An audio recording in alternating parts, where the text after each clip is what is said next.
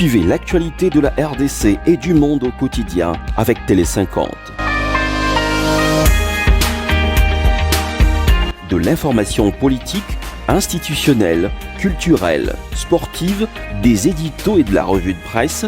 Des journaux et sites d'information parus ce mardi à Kinshasa, c'est cette guerre du Rwanda. L'interactivité Sont à suivre sur Télé 50 en temps réel. Depuis Kinshasa en passant par l'Afrique et vers le monde, Télé 50 encore plus proche de vous parce que vous le méritez mieux.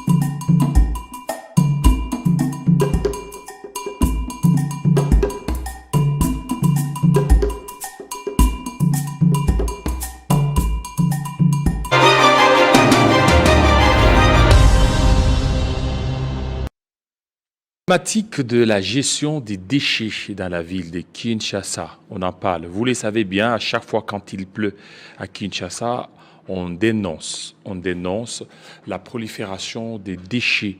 Et cela freine beaucoup de choses ici dans la capitale. Pour en parler, nous recevons pour vous M. Junior Katende. Bienvenue. Merci M. David, Jean-David pour l'invitation. Je suis encore une fois de plus ravi de partager ces beaux plateaux avec vous. Voilà.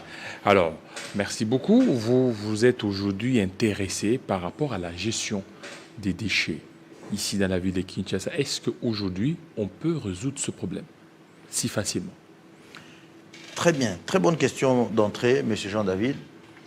Vous savez, il y a un principe scientifique qui dit que pour résoudre un problème, il faut cerner les causes. Mais j'ai l'impression que en République démocratique du Congo en général et à Kinshasa en particulier, la gestion des déchets, en ce qui concerne la gestion des déchets, les solutions ne sont pas adaptées aux causes.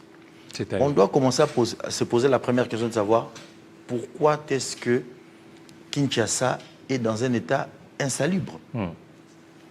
Mais la réponse c'est que la mentalité de l'homme congolais, notamment le Kinois, n'est pas bonne. C'est de là qu'on doit partir. Tant qu'on ne va pas traiter le changement de mentalité du Kinois, quel que soit ce que vous allez mettre en place comme politique, on va continuer à tourner en rond. Vous allez voir que toutes les entreprises des travaux publics, notamment l'OVD, tout ça, ils se mettent à chaque fois à curer. Campagne de curage, après 6 mois, après une année, c'est très bien. Mais on a toujours les mêmes causes qui reviennent et ça produit les mêmes effets. On continue à perdre les dessous pour les mêmes causes. Et pire, si vous regardez, les sous-sols de Kinshasa est en train d'être infestés d'une façon incommensurable de plastique. Le sous-sol? Oui, ce qui fait que quand il pleut, le sous-sol de Kinshasa a du mal à absorber l'eau. L'eau qui devait, 2 heures après la pluie, cette eau-là pouvait s'infiltrer maintenant. Vous avez de l'eau qui passe des jours. L'eau ne sait pas s'infiltrer dans le sous-sol. Il suffit de creuser dans de grandes avenues ici. Vous allez voir, à moins de 50 cm, vous trouvez plein de déchets plastiques. La solution, c'est d'abord de traiter l'homme congolais. Les changements de mentalité est la première approche que nous devons prendre en compte pour y arriver. Comment je vais faire? Comment on va faire? Je m'explique. On doit concerner tout ce qui entre en compte pour influencer l'homme congolais en général et les Kinois en particulier. Les églises. Les Kinois et les Congolais en général sont profondément chrétiens. On doit inciter nos pasteurs à prendre quelques minutes dans leur prêche pour parler de la salubrité. Les pasteurs, les prédicateurs. Montrer aux Congolais qui est à plus de 90% chrétiens que les déchets plastiques, les immondices Ce n'est pas une très bonne chose. Ma mère a toujours dit que Saint-Esprit alignera place salité zaté. C'est une vérité. Le Saint-Esprit ne viendra pas où c'est nauséabond, où c'est sale. Vous comprenez? Montrer aux chrétiens congolais que l'homme est tenu à être propre, ça aura déjà un effet d'entraînement. Mais oui, ce sont des pistes de solutions, mais vous ne voyez pas qu'aujourd'hui, lorsque le gouverneur Bumba faisait sa campagne, il disait avec les immondices, avec les déchets, on peut aller fabriquer le courant électrique. Je vais y arriver. On ne peut pas arriver à la solution de M. Bumba si on ne parle pas de ces choses en amont. Ça ne sert à rien que les gens continuent à déverser chaque jour plus de 30 000 tonnes de déchets. Mais c'est trop. On doit d'abord stopper cette hémorragie. Pour stopper cette hémorragie, on doit d'abord changer les mentalités. Quand quelqu'un saigne, avant de le traiter, il faut d'abord arrêter l'hémorragie. Nous sommes dans cette étape-là. Concerner les religieux, concerner les politiques, concerner les éducateurs des masses, concerner la presse, d'orienter la population vers la salubrité, vers la culture de la propreté. C'est la première des choses que notre gouvernement doit faire. On doit faire intervenir même l'armée, les services de sécurité, la police. Ça doit être vraiment, on doit décréter un état d'urgence sanitaire au niveau de Kinshasa. Prendre ces questions-là à bras le corps, comme on prend la question de la sécurité dans la partie est de notre pays. Ça, c'est de 1. Et de 2. Maintenant, là, on va entrer dans des solutions techniques. Quand le peuple a déjà compris qu'il n'est pas bon de déverser les immondices partout, et là, maintenant, on va dans la solution technique. Maintenant, la solution technique, c'est qu'il faut faire. C'est de faire le contraire de ce qui est fait jusqu'ici. C'est-à-dire? Ici, on voit les gouverneurs qui s'exhibent, les ministres qui s'exhibent. Non. On doit mettre en valeur les chefs des rues. C'est eux qu'on doit voir. Les chefs des rues. Les chefs des rues. Parce que la salubrité de Kinshasa est la sommation des salubrités dans toutes les avenues. Si toutes les avenues de Kinshasa sont propres, Kinshasa sera propre. Mais qui gère les avenues? Ce n'est pas le gouverneur. On doit mettre en valeur ces gens-là. Des moyens simples. Donc il faut donner les moyens à ces chefs des rues. Des moyens simples d'abord. Créer Créer des groupes WhatsApp. Chaque bourgmestre doit avoir un même groupe WhatsApp avec tous les avenues qu'il dirige. Comme ça, quand il y a des problèmes, ces problèmes-là sont déversés dans ces groupes-là, on les traite et on envoie au niveau du gouverneur. Les gouverneurs devraient aussi avoir un groupe WhatsApp avec tous ces bourgmestres. Des solutions faciles qui ne demandent même pas encore de l'argent. On doit passer par la loi pour faire changer les choses avec un minimum de moyens possibles. Dans d'autres pays, le service militaire est obligatoire. Mais on doit aussi rendre obligatoire le fait que tout citoyen a le devoir de maintenir son environnement propre, sous peine d'être réprouvé, d'être condamné. Vous comprenez? Nos députés provinciaux doivent pondre des édits qui permettent à ce que tout Congolais, tout Kinois, soit tenu à faire respecter la salubrité au niveau de son environnement. Ça demande 0 moyen. Mais j'ai dit aussi, les chefs de quartier, on ne doit pas prendre n'importe qui n'a pas de moyens, on le nomme chef de quartier. On doit imposer un peu de dictateur fait du bien. Vous regardez dans une avenue, 2 ou 3 personnes qui ont un peu de moyens, vous responsabilisez que cette personne-là soit chef du quartier. Donc celui qui a les moyens, alors, un ou deux personnes avec un peu de responsabilité. On ne va pas quand même prendre quelqu'un qui part des zéros, qui n'a même pas 100 francs pour agir. Vous comprenez? Vous voyez même en Chine, dans des pays développés, quand il y a une petite dose de patriotisme et un peu de dictature, on arrive à la solution. Les Congolais, la psychologie congolaise nous démontre que les Kinois n'entendent pas par des conseils. Quelquefois, il faut la réprobation. Toutes les avenues, vous ciblez 3, 4 ou 5 personnes qui peuvent influencer les quartiers qui ont peu de moyens, vous les responsabilisez pour veiller à la salubrité au niveau de l'avenue. Ça ne demande pas beaucoup de moyens. Tout le monde a besoin de vivre dans un environnement propre. Telle initiative, je ne vois pas un Congolais consciencieux qui va refuser. Vous comprenez? Je ne suis pas encore au niveau où il faut mettre des millions de dollars pour trouver la solution. Quand ces histoires-là seront faites en amont et bien faites, on n'aura plus besoin de dépenser des millions chaque année pour arriver à ce que Kinshasa soit salubre. Si on ne prend pas en compte les traitements mentaux du Kinois, on peut mettre toutes les politiques qu'on veut. Parce qu'aujourd'hui, vous allez voir, au niveau de la présidence, dès l'entame du mandat du chef de l'État, il y avait une cellule qu'on appelait changement de mentalité. Mais depuis que cette cellule est là, rien n'a bougé. Est-ce que ne faudra-t-il pas changer d'autres méthodes? Parce qu'on a utilisé des méthodes normales pour sensibiliser les Kinois à une salubrité. Mais ça n'arrive toujours pas. Est-ce que ce n'est pas dépassé, cette campagne, où il faut vraiment entrevoir autre chose? Il y a même une cellule qui a été créée au niveau de la présidence. Changement des mentalités. C'était une idée géniale que le chef de l'État avait prise pour créer cette cellule. Mais je suis en train de donner des idées que si la cellule applique, Est-ce qu'elle existe d'ailleurs, cette cellule? Je n'en sais rien. On ne peut pas obtenir des solutions si on ne concerne pas le peuple. Le peuple se retrouve au travers de ses leaders. Je vous ai parlé de l'Église. Si Monseigneur Ambongo ordonne à ce que dans chaque culte de dimanche, on puisse prendre 2 minutes pour parler de la salubrité, la majorité des fidèles catholiques vont suivre. Si tous nos grands pasteurs qui jonchent la ville de Kinshasa, à Limité notamment, prennent même 2 minutes dans leur prêche pour parler de ces choses, les chrétiens vont suivre. Mais il y a ceux qui sont influencés par Télé 50. Si Télé 50 prend 2 minutes dans ses programmes pour parler des salubrités, ceux qui suivent Télé 50 vont suivre. Top Congo, ainsi de suite. Donc, nos musiciens. Donc, on doit concerner les leaders de l'opinion, ceux qui peuvent drainer, même ceux qui travaillent sur TikTok et consorts. Ça doit être une politique mûrement réfléchie où on doit même mettre en exergue même nos services de renseignement. Ça doit être une politique mûrement réfléchie. Même les services de renseignement. Exactement, même l'armée. Ça doit être une politique qu'on doit prendre vraiment au sérieux. Parce que Kinshasa est en train de disparaître. Kinshasa n'arrive plus à absorber l'eau de pluie. Aujourd'hui, à moindre pluie, quand il y a inondation, on parle de catastrophes naturelles. Non! Toute inondation n'est pas due à une catastrophe naturelle. La majorité des inondations qu'il y a ici dans la ville de Kinshasa, je mets mon diplôme en jeu, ceux qui parlent des catastrophes naturelles, soit ils trouvent des faux fouillants, soit ils ne comprennent pas ce qui signifie catastrophe naturelle. Ici, ce sont des causes artificielles, des causes humaines. Si vous traitez ces causes-là, il n'y aura pas d'inondation dans la ville de Kinshasa.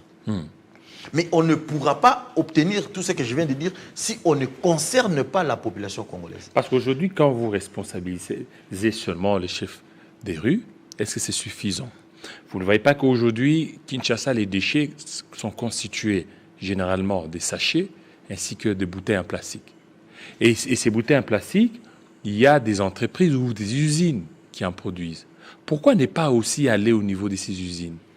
Exactement. Leur responsabiliser, leur dire, vous êtes là, si ils peuvent mettre une police au niveau de ces usines pour commencer à collecter toutes les bouteilles portant les noms de cette usine, partout. Une police pour cette usine. C'est-à-dire que commencer à circuler partout. Lorsqu'ils voient une bouteille portant le nom des juniors Katende, eux, ils vont prendre ces bouteilles là-bas, ils vont les collecter pour éviter un peu ce qui se passe. C'est aussi une des méthodes. Je comprendrais cette méthode si on était dans le monde des animaux. Dans le monde des animaux? Oui. Pourquoi ces bouteilles-là se retrouvent partout, par terre?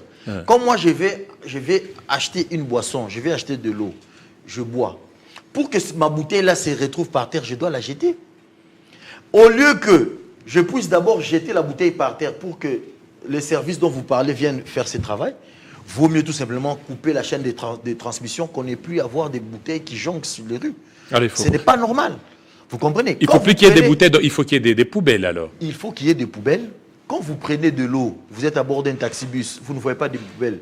Rentrez avec cette bouteille dans cette maison-là. On a montré une méthode pratique où il suffit de prendre la bouteille et puis de le froisser comme ça. La bouteille devient quelque chose d'insignifiant. Vous mettez dans votre sac. Vous allez même jeter où il y aura la bouteille.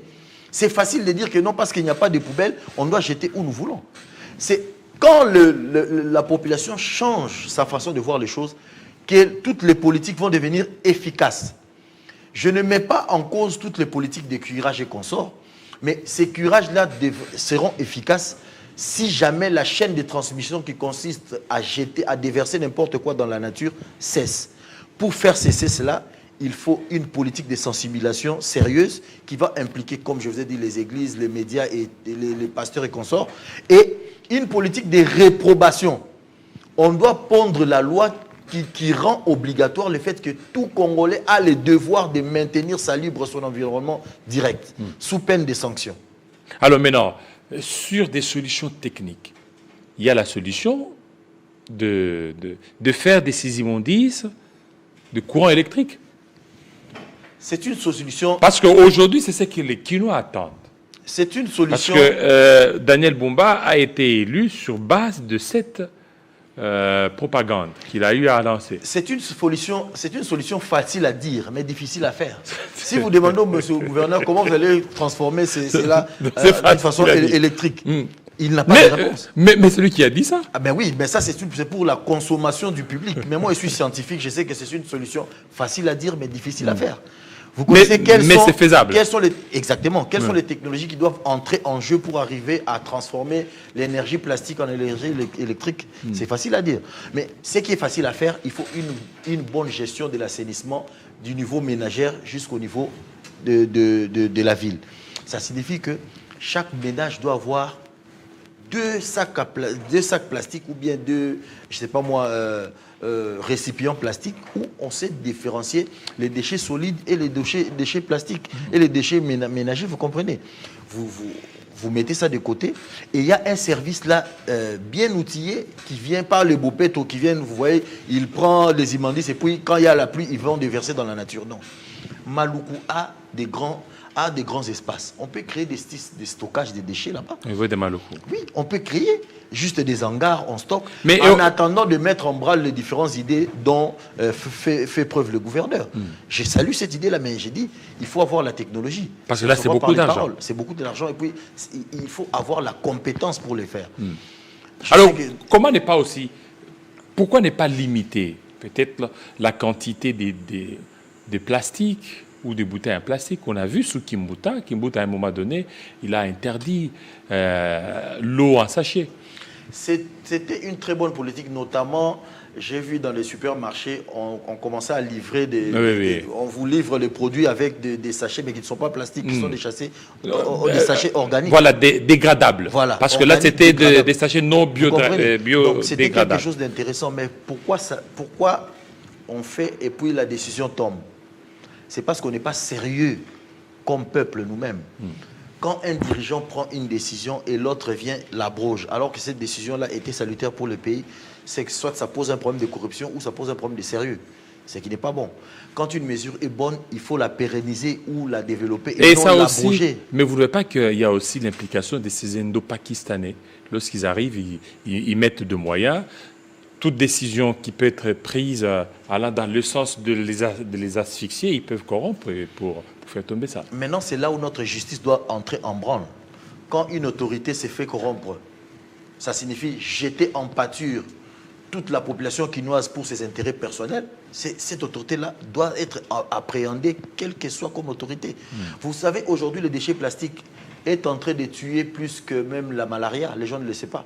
Beaucoup des cancers que nous trouvons, les formes de cancers que nous trouvons actuellement dans la ville de Kinshasa, c'est dû au fait aussi des déchets plastiques. Les déchets plastiques sont des déchets très dangereux pour l'organisme. Mais beaucoup ne voient pas, ils voient seulement la bouteille plastique. Quand vous buvez sur une bouteille, une eau très froide, sachez que la bouteille transmet ses résidus dans cette eau que vous buvez. De la même manière que quand vous buvez une eau très chaude dans une bouteille en plastique ou bien dans un gobelet en plastique, le gobelet en plastique transmet ses composantes dans ce que vous êtes en train de boire. Voilà pourquoi il est déconseillé de donner aux enfants, surtout aux enfants qui sont vulnérables, quelque chose de chaud comme du thé, par exemple, dans une bouteille en plastique. Ne le faites pas. Généralement, il ne faut même pas avoir ces éléments-là en plastique pour la consommation. Il faut avoir des assiettes en inox, porcelaine, consort. Éviter les plastiques parce que le plastique a des effets vraiment néfastes sur l'organisme humain. Alors, l'organisme humain, alors par rapport à la gestion des déchets ici à Kinshasa, qu'est-ce qu'il faut maintenant pour une solution durable pour qu'aujourd'hui, parce qu'aujourd'hui, quand il pleut, vous avez dénoncé, ce sont des quantités énormes de ces bouteilles-là en plastique. Et on le voit, on ne sait pas où est-ce que toutes ces bouteilles se dirigent. Et puis, un certain temps, ça va bloquer même la circulation des eaux et ça crée même des catastrophes ou des inondations que vous ne voulez pas que ce soit ainsi. La première des choses, il faut vraiment réduire drastiquement la production de bouteilles plastiques dans la ville de Kinshasa. Favoriser les outils biodégradables ou les bouteilles les bouteilles traditionnelles qu'on a toujours utilisées, mais pas des bouteilles en plastique qui rendent vraiment un mauvais service à la nation. Et une bonne politique de gestion des déchets dans la ville. Si vous demandez à 2 ou 3 Kinois qui passent, quelle est la politique de gestion des déchets dans la ville de Kinshasa? On n'en a pas. On a du tâtonnement. Chacun fait ce qu'il veut dans sa maison. Moi,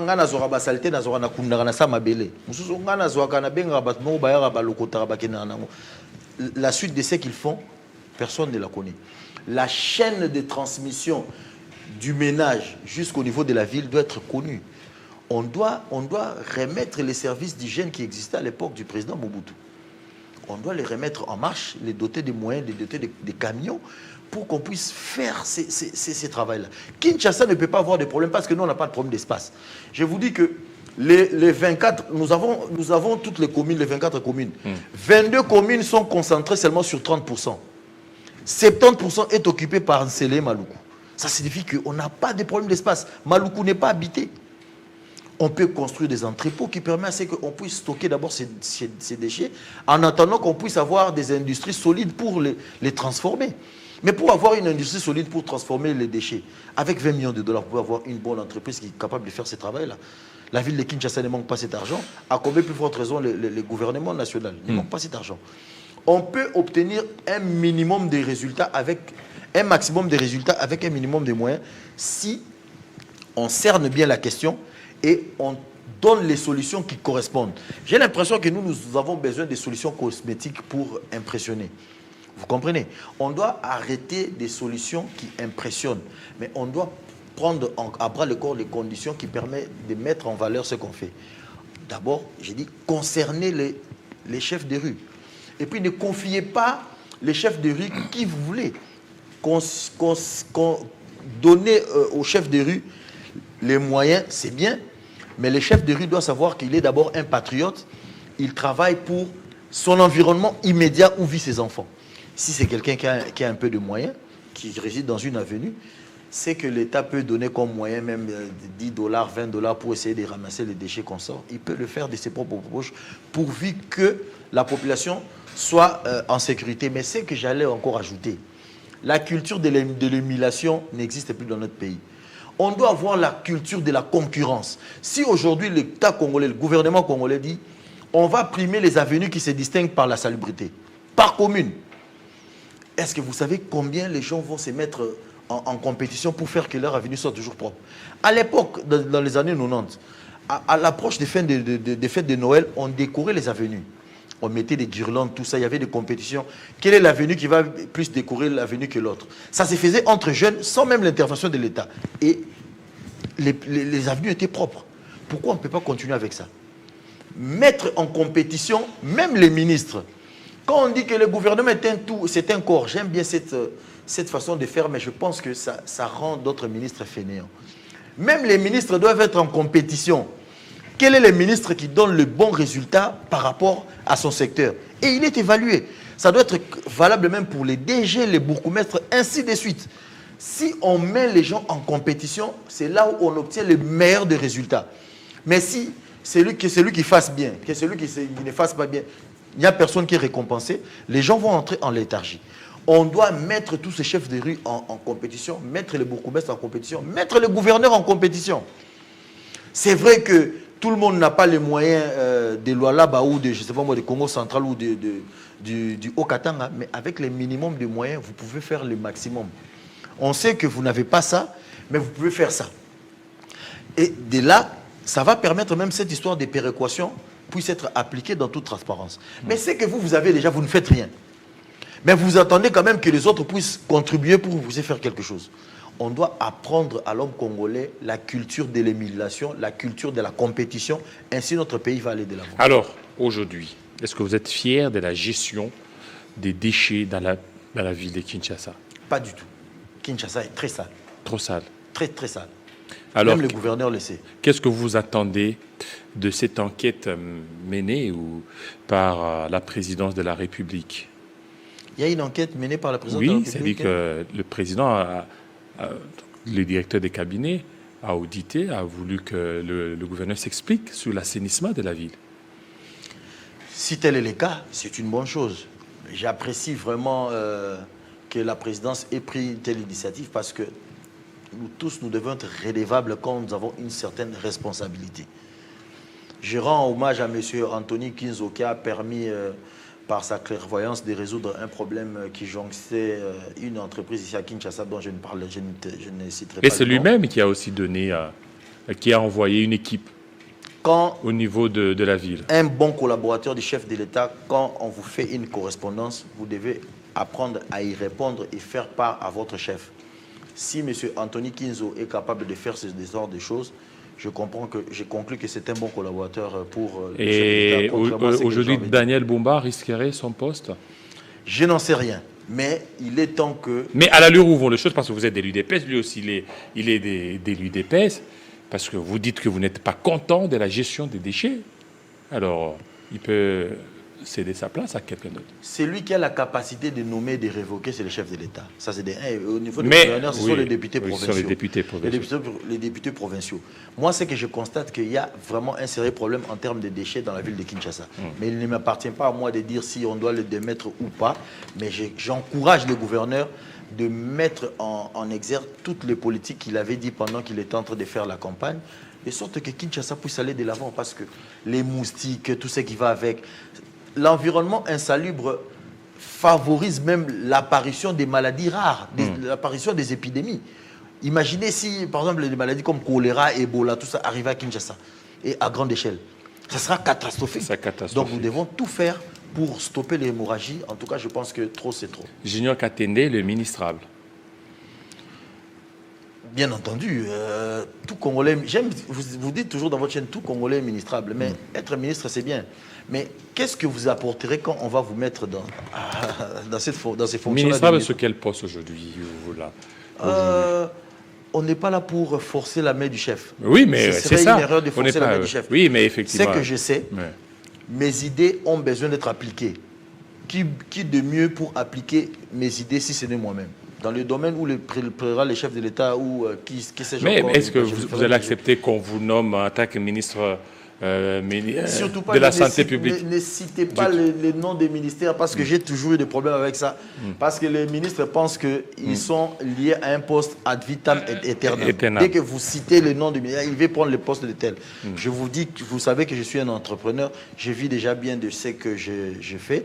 Mais si l'autorité suprême estime qu'il peut mes responsabilités, j'y répondrai. Voilà, merci beaucoup, Monsieur Junior Katende, surtout de votre passage à nos bureaux. De l'autre côté, Christopher Ochokoum pour la grande édition des 19h. Il sera 20h à Lubumbashi, 20h à Goma. Restez branchés sur Télé 50. À très bientôt.